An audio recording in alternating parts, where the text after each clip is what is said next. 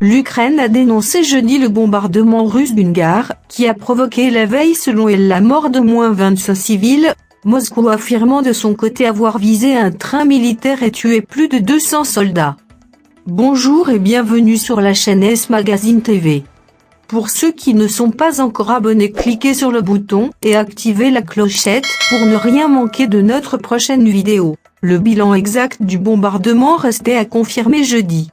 Oleg Nikolenko, le porte-parole du ministère des Affaires étrangères, a fait état sur Twitter de 25 civils tués à la suite d'un tir de missile sur la gare, dénonçant le terrorisme de Moscou.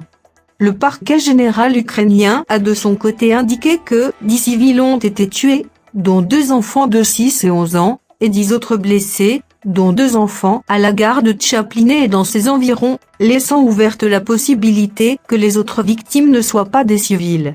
La Russie affirme avoir frappé un train militaire en partance pour les zones de combat de l'est de l'Ukraine, l'objectif stratégique prioritaire de Moscou. Un missile Iskander a directement touché un train militaire dans la gare de Tchapliné, éliminant plus de 200 militaires de la réserve des forces armées ukrainiennes ainsi que des équipements, a déclaré le ministère russe de la Défense. Les opérations de recherche des survivants se poursuivaient jeudi à Tchapliné, selon le gouverneur de Dnipropetrovsk, Valentin Reznichenko. L'UE condamne fermement les frappes russes atroces effectuées contre des civils mercredi en Ukraine et leurs responsables devront rendre des comptes, a averti jeudi le chef de la diplomatie de l'UE Josep Borrell. Selon les autorités ukrainiennes, les Russes ont intensifié leurs tirs dans plusieurs régions mercredi, jour de fête nationale marquant l'indépendance acquise en 1991 à l'égard de Moscou au moment de la chute de l'URSS. Le nombre des bombardements sur les villes et les villages a augmenté.